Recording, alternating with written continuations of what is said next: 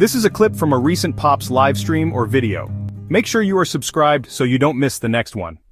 With that, I'm probably going to trigger James a lot with the next story because it's a divisive name for sure in many, many comic book circles. He has some successes in other things, but I do feel like, I don't know, Buck Rogers is sort of like classic pulpy sci-fi that my generation loves and adores. Yeah, look, Gil Gerard was kind of a bit of a jerk in real life, and I met the guy. I think he's a nice enough fellow in person, but I also can feel like, oh, yeah, you would be a real difficult dude to work with to make another Buck Rogers project, film, whatever. And there's stuff that's been rumored. I met him a couple times in conventions, but allegedly this is going to move forward. Now, Legendary has been in the works now to try to wrangle this away from their overseers, basically, and protectors of the IP. The Wrap has the exclusive article. It says that it's based on the Armageddon 2019 AD novella by Philip Francis Nolan. Introduced Buck Rogers back in 1928. So the story centers on a coal mine inspector who awakens from a suspended animation after 500 years to find himself in the middle of a planetary war. It's been adapted, blah, blah, blah. So all the stuff we kind of know. James, this was a huge deal when we were kids watching the old Buck Rogers TV show. Oh, yeah. It's one of my favorites is the Gil Gerard Buck Rogers series. I just love that show. Ampy humor, the action, the beautiful women. I mean, it's like anything like a teenage boy would love, watching the show like that. And so, yeah, I was definitely interested when I saw this pop up because I like you, I've met Gil Gerard at a convention, and he told me back then they were trying to work on something with this. Was it like 2494, I think they were going to call it.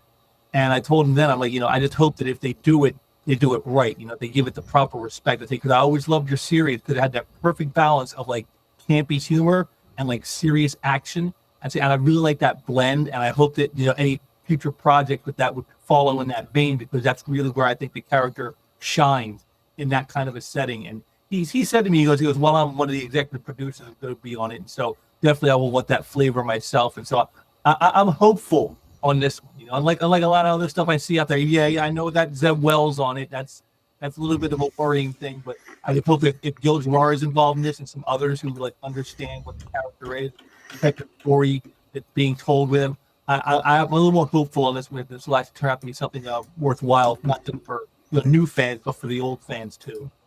Tay, I mean, I'm not sure what you know about Zeb Wells. He is a very divisive comic book writer. He is being propped up here in this article and many others because of his work in film, because he's kind of come in and a little bit of some screen work and some different things he's done, including on the co-writer credits on Deadpool and Wolverine. But I wanted your thoughts. By the way, it's great to prop up the movie that made like a ton of money. They sure didn't mention that he also did some writing on The Marvels or She-Hulk or Love and Thunder.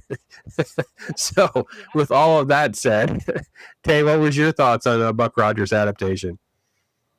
I'm intrigued to see where it goes with the modern feel and technology that we have with a lot of sci-fi things that have been done recently.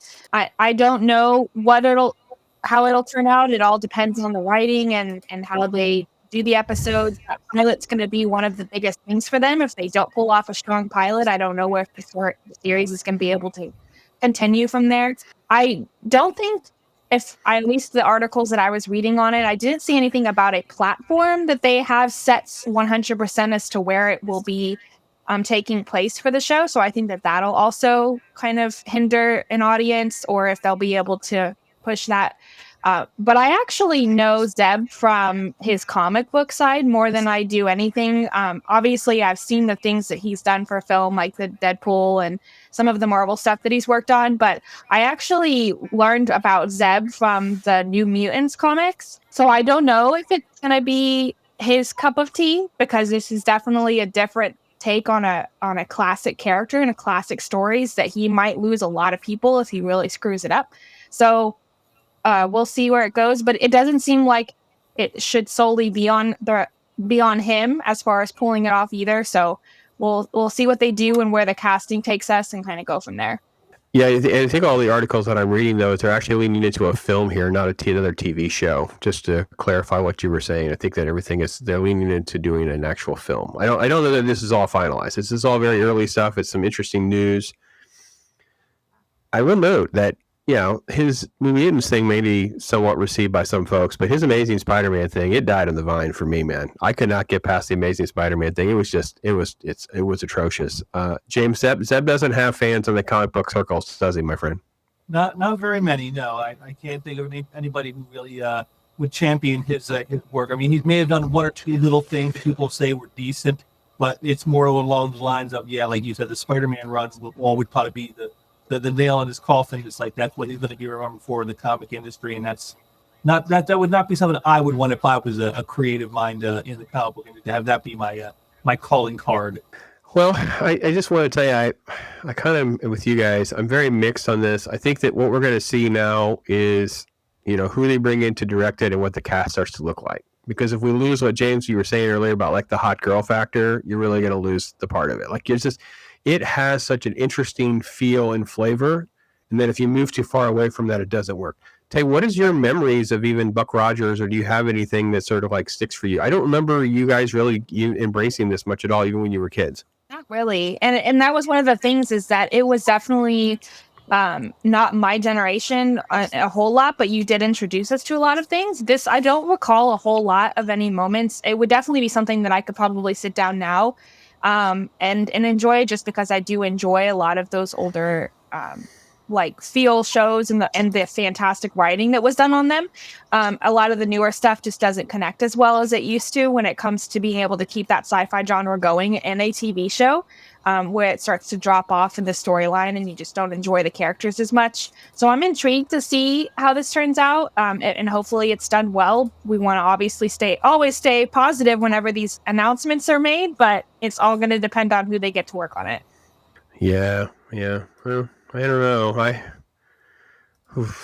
I'm pretty mixed on that one. It was rough. Taylor has said many times, like, I want to be excited, but then I look at the names they attach to it, and it kind of brings me out of it. And that one was rough. Like, Zeb Wells was a tough name for me. Like I said, they sure did want to cherry pick out his resume of the old, Deadpool Wolverine, and not the other litany of failures in the old screenwriting category that he has had. Not just counting comics, just counting the screenwriting side of things. So, yeah, no fan of the She-Hulk show, no fan of the Marvel. Well, I think the Marvels was, doomed from concept. I don't think I can blame Zeb Wells for, the Marvels conceptually, but She-Hulk had every opportunity to not be such a crap fest, but he didn't help anyway. So I hope you enjoyed that. Thanks for watching.